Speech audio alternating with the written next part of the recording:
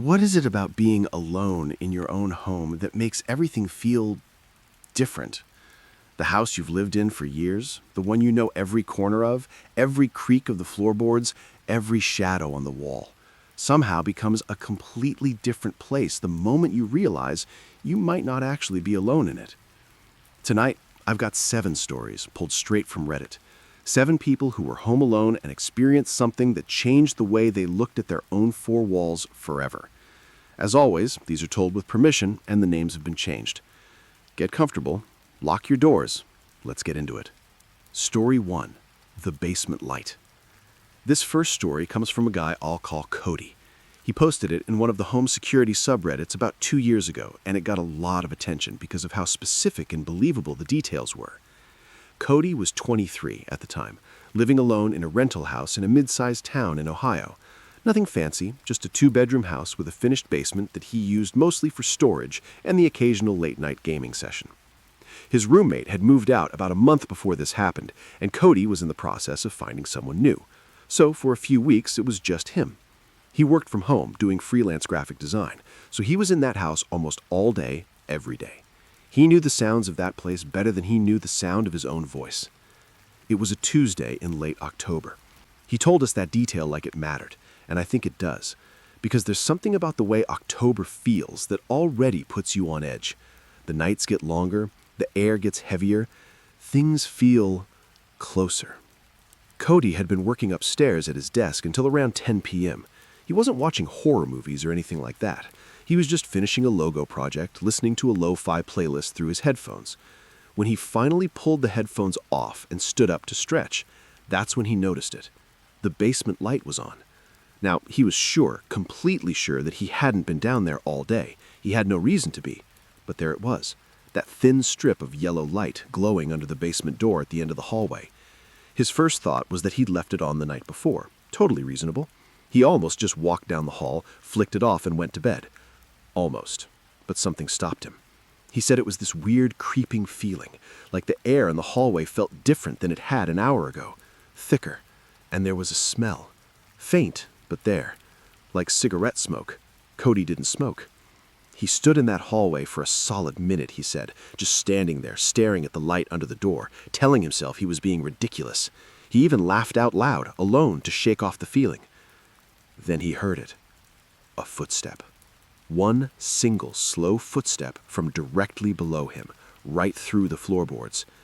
Cody said his entire body went cold, not the nervous kind of cold, the completely paralyzed kind, the kind where your brain sends the signal to move but your legs refuse to cooperate. He stood there, barely breathing, waiting to hear it again. Silence. He backed up slowly, went to his bedroom, locked the door, and called 911. He sat on the floor with his back against the bed, phone in hand, baseball bat across his knees. Yes, he actually had a baseball bat, which he said was the first smart decision he'd ever made in his life. And he waited. The cops arrived about 8 minutes later. They went through the front door with flashlights, checked every room, went down to the basement. When the officer came back up, his expression was hard to read. He told Cody that there was nobody in the house. But then he said something that made Cody's stomach drop. The basement window, the small one near the back wall, the one Cody said he'd never once opened since he moved in, was unlatched. Not broken, not forced, just unlatched. From the inside. And on the concrete floor near the old couch Cody kept down there were 2 cigarette butts ground out on the floor like someone had been sitting there for a while. The officer's theory was that someone had gotten in through that window at some point, hung out in the basement while Cody was home, and left before they arrived, possibly through the back door, which had an old lock that wasn't exactly Fort Knox. But what really haunted Cody, what he said kept him awake for months after, was the timeline. He'd been working from home all day. All day. That house was never empty. Someone had been in that basement while Cody was upstairs, listening to his playlist, completely unaware. He moved out 2 weeks later. But here's the part that stuck with me when I first read this post.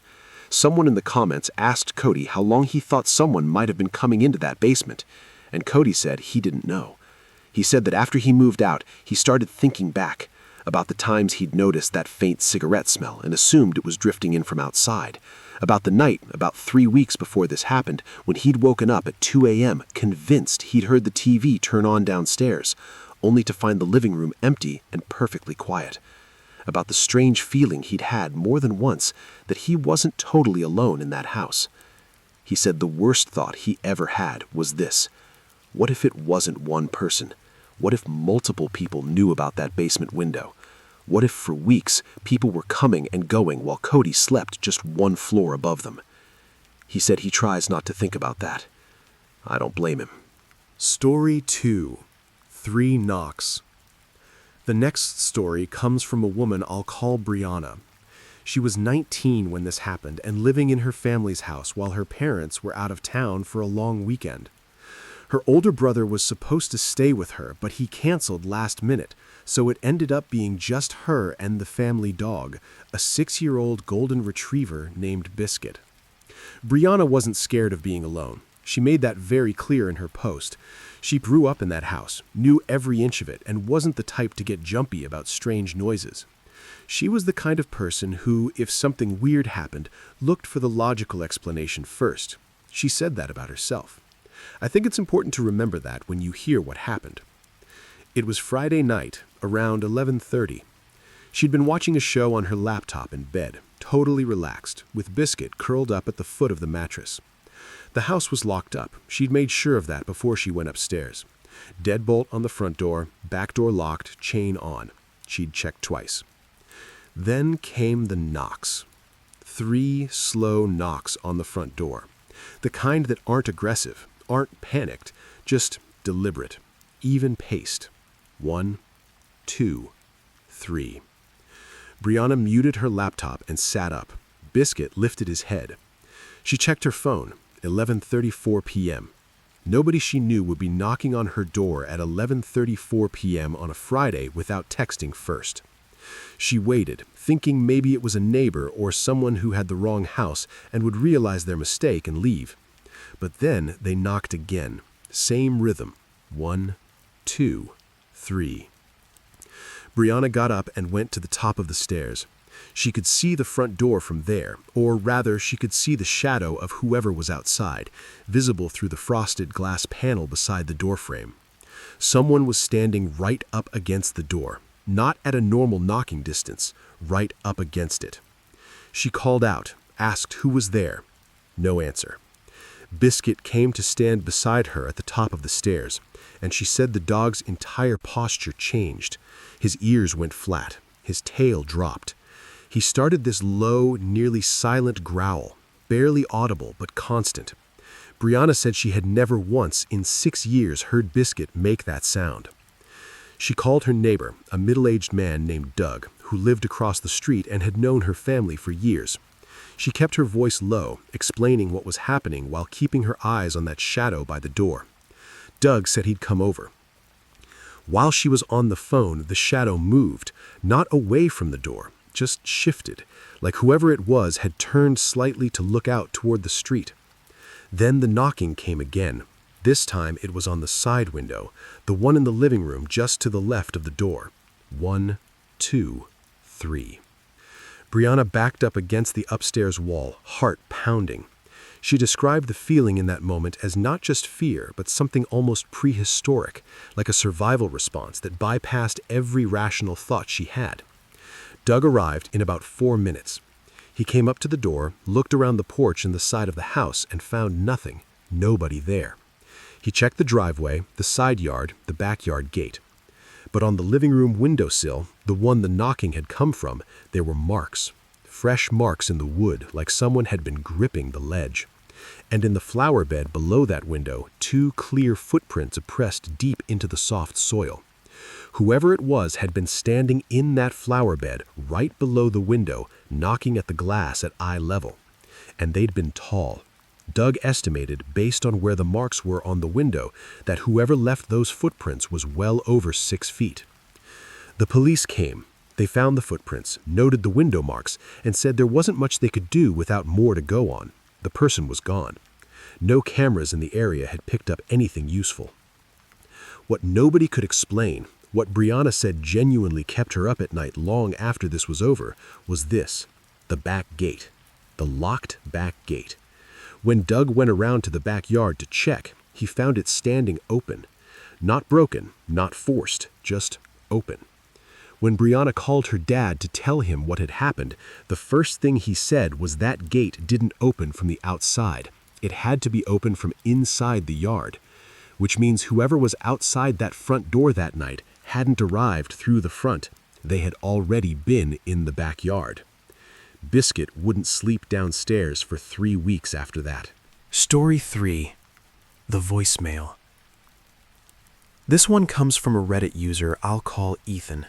He posted this in a true crime adjacent thread, and it's the kind of story that starts small, almost boring, almost explainable, and then just snowballs into something genuinely terrifying. Ethan was 26, living alone in an apartment on the second floor of an older building in a city in the Midwest. He'd lived there about 8 months, never had any real problems with the building or the neighbors. It was a quiet place. Old walls, a little drafty in winter, but nothing that ever gave him a bad feeling. He worked the early morning shift at a logistics warehouse, which meant he was usually home by 2 p.m. and asleep by 9 or 10 at night. His schedule was consistent. Boring, he said. Comfortably boring. It started with a voicemail. He'd left his phone on the counter while he showered one evening, and when he came out, there was a missed call from an unknown number. No area code he recognized. He almost deleted the voicemail without listening. He got spam calls constantly, but something made him hit play. There was no voice on the recording. No talking, no breathing, no music in the background. Just ambient sound, room tone, the kind of low, neutral hum that microphones pick up when they're recording a quiet space. It lasted 11 seconds, then cut off. Ethan thought nothing of it. Pocket dial from a random number probably. He went to bed. The next night, same thing. Unknown number, missed call, voicemail. He played it. Same ambient sound. This time, 16 seconds. He called the number back. It rang 4 times and went to a generic voicemail. He left a message asking who it was. Nobody ever called back. The third night, there was no missed call, but he woke up at 2 a.m. with this uncomfortable, crawling feeling of being watched. He lay there in the dark for a few minutes, telling himself it was nothing, before getting up to use the bathroom. On his way back to bed, he walked past his front window, the one that overlooked the building's parking lot, and looked out. There was a car parked along the curb that he didn't recognize, an older model sedan, dark-colored, and someone was sitting in the driver's seat. Ethan stood there for a moment, watching. The car didn't move. He couldn't tell if the person inside was looking up at his window or not. He told himself it was probably someone waiting to pick a friend up or just sitting in their car for reasons that had nothing to do with him. He went back to bed. He didn't sleep. The next afternoon, he got another voicemail. Same number, but this time the ambient sound wasn't neutral room tone. This time there were sounds in the background, faint but unmistakable. Traffic sounds, a car engine idling, and at the very end of the recording, right before it cut off, something else. The sound of a buzzer. Specifically, the sound of his building's front door buzzer. Ethan sat with his phone in his hand for a long time after he played that back, because the only way that sound ended up in that voicemail is if whoever called him had been standing right outside his building's entrance when they made the call. He filed a police report. They took the information, told him to document any further contact, and said there wasn't much to investigate yet. No actual threat had been made. No laws had technically been broken. The calls stopped after that. No more unknown voicemails. But about 2 weeks later, Ethan ran into his downstairs neighbor, an older woman named Pat, in the hallway. She asked him casually if he'd had any issues lately, if everything was okay. He asked why. She said that about a week ago, she'd noticed a man standing in the hallway outside Ethan's apartment, just standing there. Not knocking, not doing anything, just standing in the hall facing Ethan's door. She'd assumed it was a friend of his who was waiting to him to answer. She hadn't thought much of it until now. Ethan moved out at the end of that lease. He never found out who made those calls. He never found out who was standing outside his door. But he told us something in his post that I keep coming back to. He said the thing that scared him most wasn't the calls or the car or even the man in the hallway. It was the timing. The man had been outside his door during the day, a day when Ethan's schedule had changed and he'd been home earlier than usual. On a normal day, Ethan would not have been home. He thinks someone had been watching his schedule, learning it. And he thinks about what might have happened if his schedule had stayed the same. Story 4. Something in the Attic. This story was posted by a user I'll call Logan. He's a guy in his early 30s who bought his first house in a rural part of Tennessee about 3 years ago. Old house, built in the 1940s, updated a few times but still carrying that old house energy. You know the kind. Narrow hallways, low ceilings, radiators that clank at odd hours. Attic access through a hatch in the ceiling of the master bedroom closet. Logan loved the house. He was the type who was into old architecture and didn't mind a fixer-upper. His wife traveled for work often, sometimes for weeks at a time, so Logan spent a lot of time in that house alone. He was used to it, comfortable with it, until the sound started. It began subtly, small things, a dragging sound from above late at night, the kind of sound you can almost convince yourself is a branch scraping the roof in the wind, except that Logan had already trimmed all the branches near the house, and the sound didn't correlate with wind at all. It happened on calm nights, dead still nights. Then there was the smell. Every few days, opening that closet where the attic hatch was, he'd catch this faint but distinct odor, musty and animal, but not quite like any animal he could pin down. He assumed maybe squirrels or raccoons had gotten into the attic. That's the logical thing to assume, and Logan was a logical person. He called a pest control company. The guy came out, went up through the hatch with a flashlight, spent about 20 minutes up there, and came back down saying he'd found no evidence of an animal intrusion.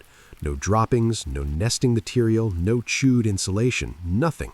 He seemed almost confused about it. Logan thanked him and figured maybe the sounds were just the house settling. Old houses do that. He pushed it out of his mind. 3 nights later, his wife was gone for a work trip. Logan was alone. He'd had a few beers watching a game, wasn't drunk but wasn't totally sharp either, and went to bed around midnight. He lay in the dark, phone on the nightstand, about to drift off. The sound came from directly above him, not at the far end of the attic, not vague and distant, directly above his bed. Slow, deliberate movement across the attic floor. Something heavy. Something that stopped right above where Logan was lying. He said he stopped breathing. He lay there completely still for what he estimated was 2 full minutes, though it felt like much longer, waiting to hear it again. Nothing. Complete silence. Logan said he made a decision right there in that bed. He was going to go up there. I know what you're thinking, classic horror movie mistake, but Logan had a rifle in that closet, and the alternative was lying awake all night not knowing what was above his head. So he got up, loaded the rifle, got the attic ladder down, and went up. He spent 15 minutes up there with a flashlight. He checked every corner, every shadow, every dark space between the insulation bales and the old storage boxes from the previous owners. Empty. Nobody. Nothing. He came back down, feeling a little embarrassed, and went back to bed. At 3 a.m., he woke up to a sound he couldn't rationalize away. The attic hatch, which he had definitely pushed closed after coming down the ladder, was open. The ladder was still folded up, so it wasn't like something came down, but the hatch was open, and through it came a draft of cold attic air directly onto his face. And there were sounds. Not movement sounds this time.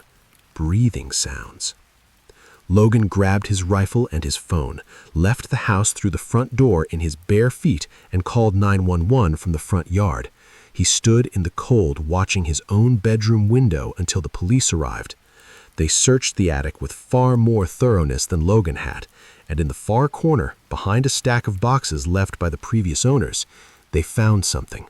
A sleeping bag, rolled up and relatively recently used. The officers said it was still warm to the touch. A small battery-powered lantern, several water bottles, a paper bag with food wrappers inside. Someone had been living in Logan's attic.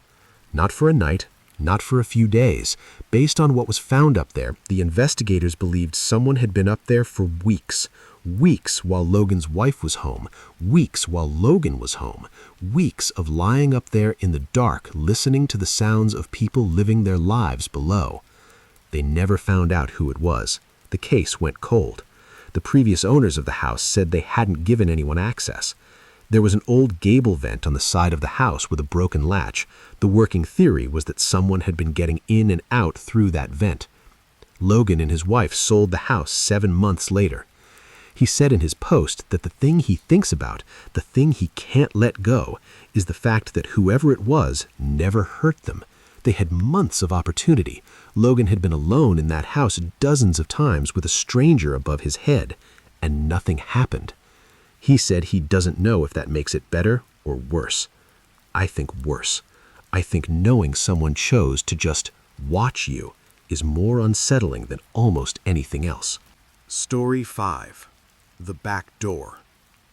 This one comes from a user who posted under a throwaway account, which she mentioned because she said she still doesn't fully like talking about it. I'll call her Paige. She was 24 at the time, living alone in a small house she was renting in a suburb of Atlanta. She'd been there about a year, never had any problems, quiet street, good neighbors, felt safe enough that she rarely worried about locking her back door during the day. That last part is important. It was a Sunday afternoon in late summer. Paige was home alone. She'd been home all weekend, just relaxing, doing laundry, watching Netflix, normal weekend stuff. She was in the living room around 3 p.m. when she heard what she initially thought was her cat knocking something over in the kitchen. She had an orange tabby named Fig who had a talent for getting into things. She called out to the cat, didn't hear the usual chirping meow Fig would give in response. She went into the kitchen, and the first thing she noticed was that Fig was sitting on the kitchen counter, completely still, ears up, eyes fixed on the back door. Paige looked at the back door. It was open. Not wide open, just slightly ajar, maybe 3 inches, and she remembered that she had absolutely not left it open. She stood there in the kitchen trying to decide if she'd maybe just not pulled it all the way shut when she'd taken out the garbage that morning and the wind had pushed it open. There was a breeze outside. That was possible. Then Fig hissed, hard and sudden, directly at the gap in the open door. Paige grabbed her phone off the counter and stepped back toward the hallway. Through the gap in the door, she could see a slice of her back porch. She could see the edge of one of her porch chairs. And slowly, so slowly it almost didn't register at first, that chair moved, just a few inches, like someone had bumped it while passing by. She ran to her bedroom, locked the door, called 911, and sat on the floor with Fig in her lap until officers arrived. They checked the back porch, the yard, the alley behind the fence. Nobody there, but the back gate was unlatched, and in the soft dirt of her garden bed beside the porch steps, there were fresh shoe prints, large ones. The officer's assessment was that someone had come through the back gate, stepped up onto the porch, and pushed the back door open, possibly testing to see if the house was unlocked. When they heard movement inside, they left, fast. Paige installed a deadbolt on the back door, a camera on the porch, and a door alarm that screamed like a fire alarm if the back door opened without being disarmed. She also started locking the door. Every time. Always. But here's what she came back to add to her post about a week later, and it's the part I really want you to sit with. She'd been going through her camera footage. She'd had a camera on her front porch for a while, even before this happened, and she found something from the Friday before the back door incident, 2 days before. The camera had a side angle that captured a partial view of the driveway along the house. In the footage, at 11:42 p.m. on that Friday night, a figure walks slowly down the side of the house toward the back. They walk with this unhurried, almost casual pace, like they know the property. They disappear around the back corner and don't reappear in the frame. Then, 3 minutes and 12 seconds later, they walk back out from around the corner. Same slow pace. They stop briefly at the edge of the driveway, just at the edge of the camera's view, and appear to look back at the house for a long moment. Then, they walk off down the street. The lights in Paige's house were still on in that footage. She had been home that Friday night. She had been awake, watching a movie, completely unaware that someone had just walked through her backyard. They'd been scoping the place out 2 days before they came back and tried the door. That footage is what really broke something in Paige's sense of security, because up until she saw it, she could tell herself the Sunday incident was random, opportunistic. After seeing it, she knew it wasn't. Somebody had specifically chosen her house. Story 6. The Wrong Floor. This next story comes from a guy I'll call Derek. He was a college senior living in an off-campus apartment in a mid-sized university town in the Pacific Northwest. He had a 2-bedroom apartment on the 4th floor of a 6th-floor building. His roommate had gone home for a 3-week winter break, so Derek was alone in the apartment for most of December. He was studying for finals the first week, barely leaving the apartment, ordering food delivery, just grinding away. Quiet stretch of time, not eventful. Until the night someone knocked on his door, claiming to be him. It was about 11 p.m. on a Thursday. Derek was at his desk when someone knocked. He went to the door, looked through the peephole, and saw a man standing in the hallway. Mid-30s maybe, with a delivery bag in his hand. Derek hadn't ordered anything. He asked through the door who the delivery was for. The man looked at his phone and said Derek's name. His full name, first and last. Derek said he hadn't ordered anything, and the man seemed confused. He checked his phone again, read off an address, the right street, the right building, but the wrong floor. He said he was supposed to go to the 2nd floor, apartment 2C. Derek confirmed he was on the 4th floor, told the guy he had the wrong apartment, and the man apologized and left. He heard him get into the elevator. Normal enough, right? Wrong delivery, wrong floor. It happens. Except Derek hadn't given his name to anyone that night. He hadn't ordered food, and the delivery guy had said his full name with total confidence before Derek had said anything at all. Derek sat with that thought for a few minutes and then went and checked his door. He had one of those simple flip locks on the inside, and he'd been meaning to get a door chain installed for months. He made a mental note to actually do that. At about 1 a.m., he woke up to the sound of his front door handle being tried. Not knocked on. The handle was physically being moved, tested from the outside.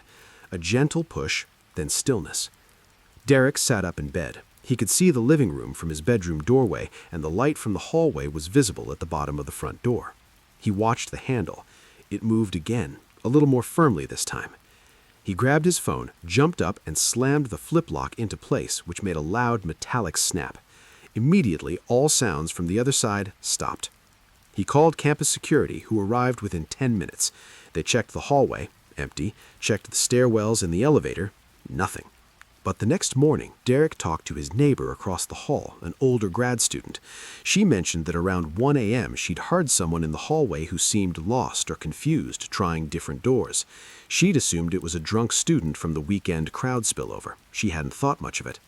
Multiple doors. Someone had been trying multiple doors on Derek's floor in the middle of the night. Derek told the building management, who pulled hallway security footage. The footage showed a man, not matching the description of the delivery guy from earlier in the evening, so possibly a different person, walking the hallway at 1:07 a.m., pausing at 3 different apartment doors, trying each handle, and then disappearing into the stairwell when Derek's flip lock snapped. They were never identified. Derek brought in his own door chain the next day and installed it himself. He also started paying very close attention to whether the delivery guy story and the late-night door trying were connected, whether somebody had used a fake delivery to figure out which floor he lived on, whether the name information had been obtained some other way. He never landed on a definitive answer, but the thing he said in his post, the thing that made his story spread around Reddit the way it did, was a detail about the footage. The building manager had let him watch it. And Derek said there was a moment in the footage just before the man in the hallway turned to try Derek's door, where he stopped and looked directly at the security camera above. Looked right at it, and then reached up and angled it slightly away from Derek's door. He knew exactly where the camera was. He'd planned for it. The last story tonight comes from a user I'll call Amber. She was a 31-year-old woman living alone in a house in a quiet neighborhood in suburban Colorado. She'd been in the house for 4 years. She worked from home, knew her neighbors, had a good security system. She was, by her own description, more cautious than average about home security. She had cameras, motion lights, a dog, all of it. She posted this story because she said she wanted people to understand that having all of those precautions in place isn't always enough, because sometimes what's happening is so slow and so subtle that even careful people don't see it clearly until it's almost too late. It started with a car. A red sedan started parking on her street, which obviously isn't unusual by itself. Neighbors have visitors, people park on the street all the time. But Amber started noticing that this particular car seemed to always be parked on the stretch of curb with a direct sightline to her front door. And it was there at irregular hours, sometimes at 9 a.m. when she left to walk her dog, sometimes at 10 p.m. when she closed the blinds. Not always, not every day, but enough that she started to notice it. She'd never seen anyone get in or out of it. She was rational about it. She told herself she was being paranoid. She checked to see if maybe it belonged to a neighbor who worked irregular hours. She couldn't pin it to any house on the block. After about 3 weeks of seeing it intermittently, she did something she felt a little embarrassed about. She took a picture of the license plate, just to have it. She didn't call the police. She told herself she'd call if she saw it again. She saw it twice more that week. Then she noticed something new. One evening, she went to check her outdoor security camera app. She did this regularly, it was habit. And she noticed that the motion-triggered clip from 4 a.m. the previous night showed something she hadn't expected. The red car parked in its usual spot. And in the footage, the driver's side window was down, and the faint but visible shape of someone sitting in the driver's seat was visible in the grainy nighttime image. Just sitting there, at 4 a.m., facing her house. That's when she called the police. An officer came out, she showed the footage, gave him the license plate. He ran it and said he'd look into it. He seemed to take it seriously, which she appreciated. He told her to document any further appearances and to let them know. 2 days later, the officer called her back. The car was registered to a man who lived about 4 miles away. They'd had a conversation with him. He claimed to not know what the officer was talking about, said he hadn't been parking on Amber's street. The officer said without a direct threat or clear crime, there wasn't much they could do. He advised her to keep documenting. That night, for the first time in months, the red car was gone from the street, and it didn't come back for 2 weeks, which was just long enough for Amber to start wondering if maybe it really was a coincidence. Maybe she'd been overreacting. Maybe the guy had just liked parking in that spot for reasons unrelated to her. Then she came home from a grocery run one afternoon and found a folded piece of paper wedged in her front door. Not in the mailbox, in the door itself, tucked into the gap between the door and the frame. It had her name on it, first name only, handwritten. Inside, just 3 words: I see you. She was at a neighbor's house within 2 minutes. The police came, collected the note. They increased patrols in the area. Her dog, her cameras, her security system, all of it felt suddenly fragile. The red car was never definitively linked to the note. The man the police had spoken to was questioned again and denied everything. Without stronger evidence, nothing moved forward legally. Amber installed additional cameras, changed her routines, and stopped posting anything on social media that gave away her location or schedule. She said she felt like she had to shrink her life to feel safe, and that made her angry on top of scared. The car stopped appearing after that, whether because of the increased police presence, because of something else, she doesn't know. She ended her post with something I've been thinking about ever since I read it. She said the note didn't say, "I'm watching you." It said, "I see you." And she thinks about that choice of words. She says watching implies a distance, but "I see you," that feels like something closer. That feels like something that knows you, that wants you to know it knows you. She still lives in that house. She says she refuses to be driven out of her own home, but she checks her cameras every single morning before she opens a single blind or curtain. Every single morning. 7 stories. 7 people who found out that the place you're supposed to feel safest, the place you lock the door and breathe out and call home, can become something entirely different in a single moment. The sound of a footstep through the floor, a light that shouldn't be on, a knock that comes from the wrong side of the wall. The thing that gets me about all of these is that every single one of these people did what we'd probably do. They looked for the logical explanation first. They talked themselves down. They second-guessed their own instincts. And in most of these cases, their instincts were right. So I guess what I'll leave you with tonight is this. Trust the feeling. If something feels wrong, it's okay to take it seriously. Lock your doors, check your cameras, and maybe, just maybe, listen when the dog starts growling at the basement door. I'll see you in the next one.